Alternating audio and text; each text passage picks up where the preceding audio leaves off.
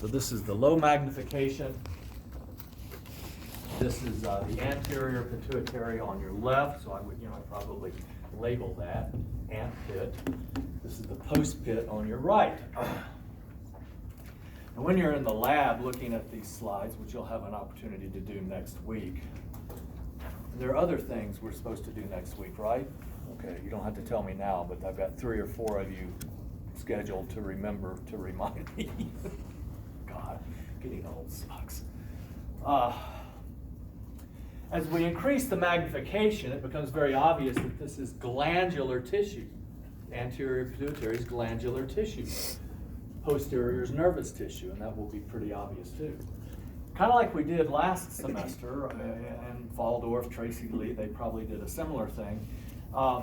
When I test you on these pictures, I start with low magnification in the same way you would use a microscope, 4x objective, 10x objective, because honestly, if you see that great big, that could be a lot of organs, honestly, a lot of glands. So just like we did last semester on the practical, we'll do a similar thing this semester. So there's your pituitary, again, anterior on the left, higher magnification, anterior still on the left. Now it just looks like classic glandular epithelial tissue. It looks a lot like the acinar cells in the pancreas. It also looks a lot like the thymus. And that's the posterior pituitary, which does look like nervous tissue. A reason, and I probably discussed this in 201, and it's worth repeating because you weren't all with me, but a reason for starting low and going high in a testing environment is because A, what I've already said, think about how you use the microscope, 4x, 10x, 100x, etc. But also, what happens in the real world? When a pathologist looks at tissue, he or she knows that this tissue came from this person. Let's say it's a lung biopsy. Okay, this is a 23-year-old male with a 5-year pack-a-day history of smoking. Or this is a 42-year-old female who's never smoked in her life. Maybe it's a pap smear. This is a 31-year-old female, etc. So the pathologist knows this. Unless we're talking about, and I love like CSI, some of those shows, but unless we're talking about that stuff, it's not very often that somebody picks a piece of tissue up off the floor and says, tell me what that is. Well, that's a liver from a 6-year-old male monkey who lives on Guam. How do you figure all that out, CSI. Anyway, so I like things to be fair, so to speak. Well, then why are your exams so hard? We'll talk about that later. All right, the non-tropic hormones. So remember, the tropic hormones are the ones that just stimulate the next gland in the sequence or in the axis. So we've got growth hormone, and growth hormone obviously stimulates growth, but specifically it's acting on the skeletal system, the muscular system,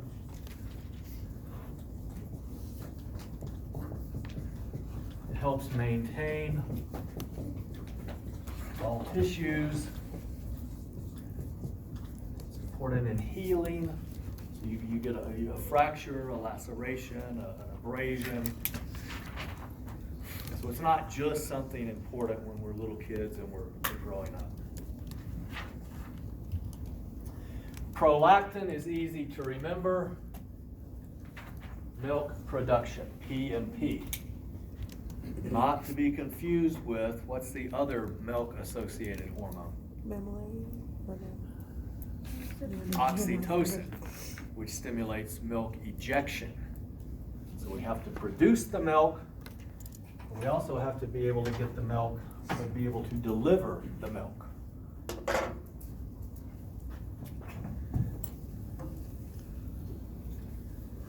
All right, the other category here, sort of other I don't know, I missed it. What I want you to understand here are the endorphins.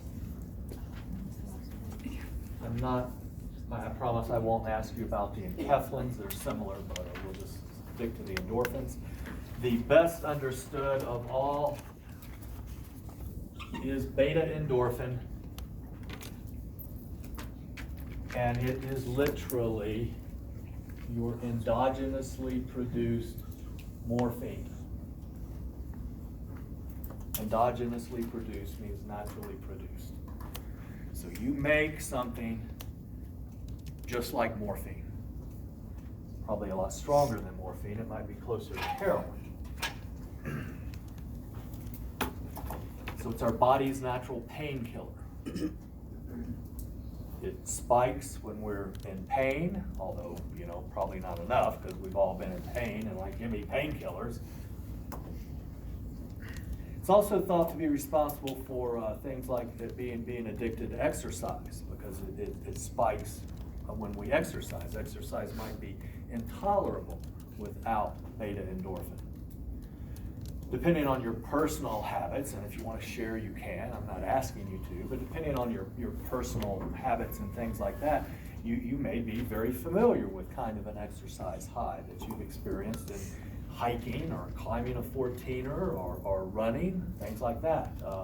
I know a lot of times when I run in the mountain, I like to run on trail. I don't really like to run on the road, but obviously sometimes that's all you can do. But when I run on trail, sometimes when I start, it seems like the damn trail always starts uphill.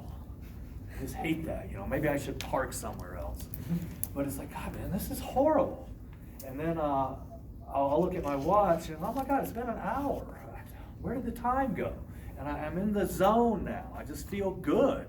And I can just, go on and on and on. And it's kind of cool. And I don't know what it is. It's probably beta endorphin though. There's a whole different school of thought out there that says we endogenously produce compounds like THC. And they're responsible for the exercise high. Who knows? Let's check the owner's manual. What we absolutely know definitively is these things bind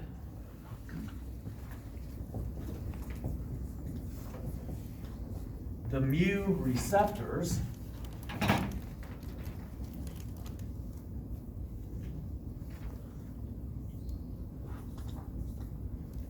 recognize that, the Greek letter mu. These things bind the mu receptors. Those are the same receptors that morphine binds, the same receptors that fentanyl binds, heroin, oxycodone, that's Percocet, hydrocodone, that's Vicodin. All of these things bind these same receptors. Different ones bind with different affinities.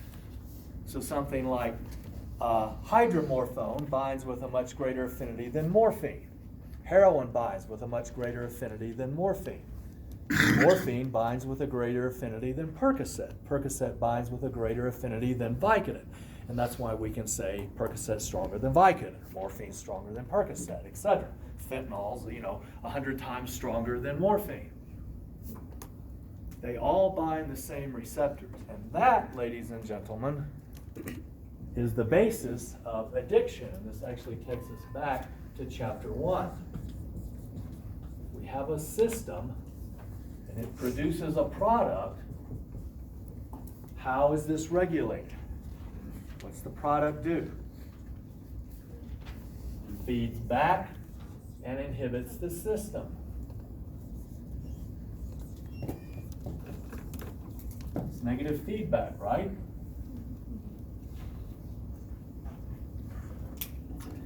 Well, if you are taking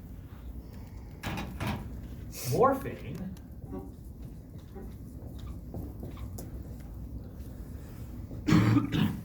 it inhibits the system.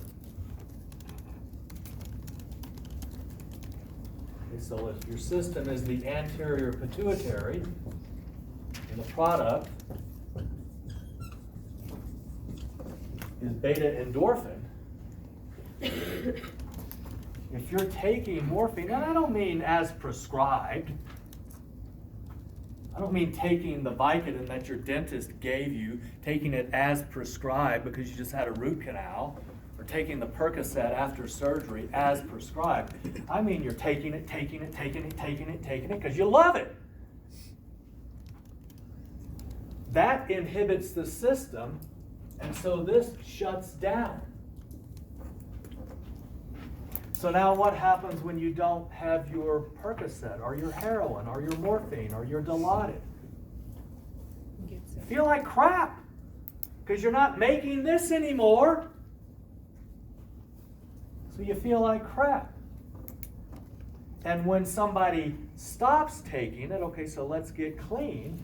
Somebody stops taking it, the period of time that they feel like crap, of course, is a function of how long were they taking this. What were they taking? Hydrocodone, oxycodone, fentanyl. How often were they taking it? How many weeks, months, years have they been taking it? You know, so you have somebody that messed around with Vicodin for 6 weeks because they had a big bottle that a friend gave them versus somebody that was shooting heroin for 6 years.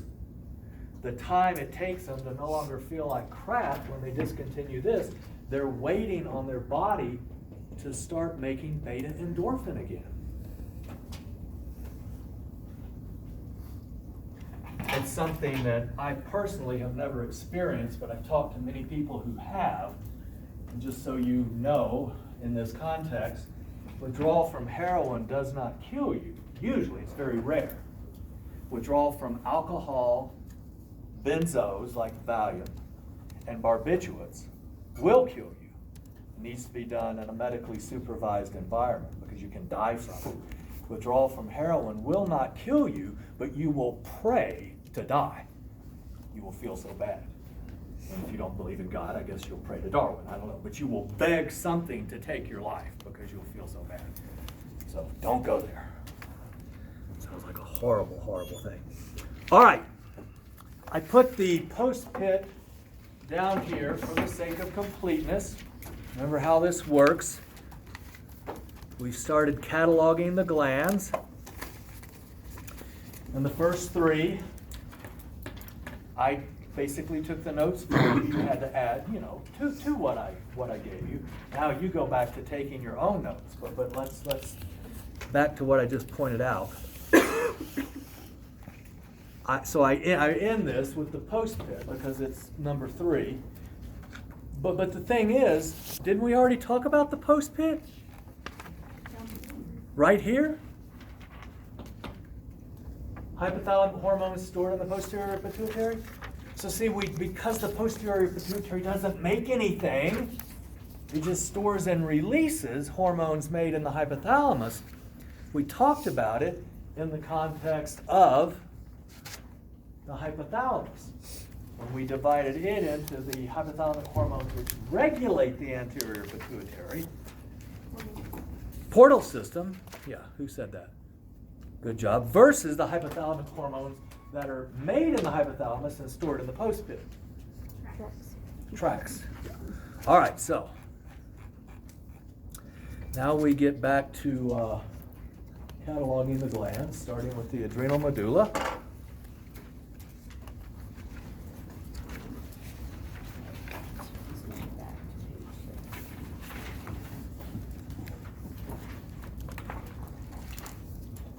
Hypothalamus stimulates the adrenal medulla.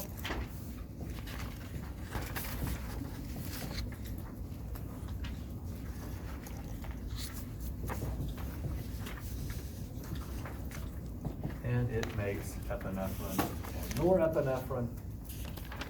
This, of course, is the sympathetic division of the autonomic nervous system.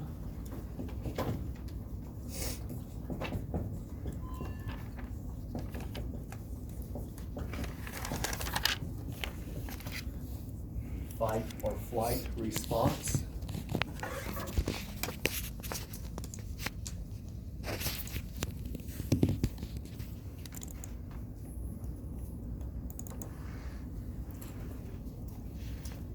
this. Okay?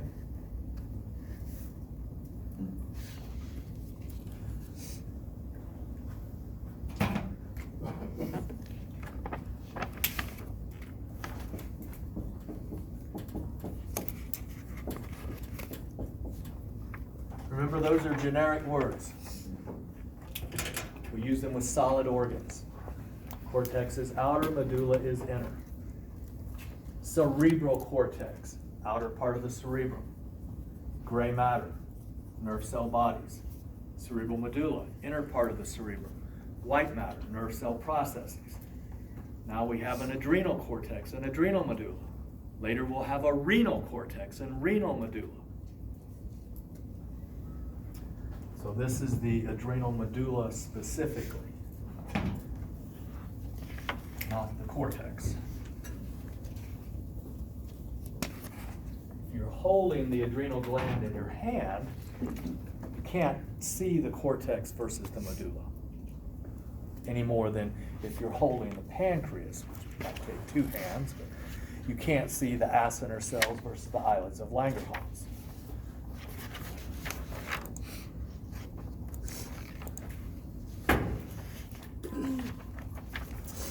All right, next we have the adrenal cortex. Your mineralocorticoid is aldosterone, and your glucocorticoid is cortisone.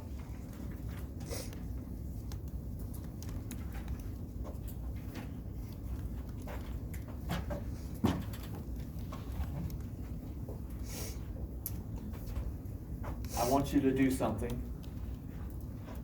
I want you to use my note, and I'm going to just ask you this time. I've mentioned it before, but I haven't mentioned it today. So I'm going to ask you, and I'll even help you, but then after that, I just want you to remember to always do it, okay? It's that, take that step backwards. So please, right now, using my lecture notes that you have a copy of, take that step backwards and see, how did we get to cortisol? It is part of the axis. So take that step backwards. So the first step backwards, and I said I would help you do it, but then after this, you're on your own, but always do it. So the first step backwards would be going to the anterior pituitary. And I'm going the wrong way. All right, so anterior pituitary. ACTH stimulates the adrenal cortex to secrete cortisol. So how do we get here? Take the second step back.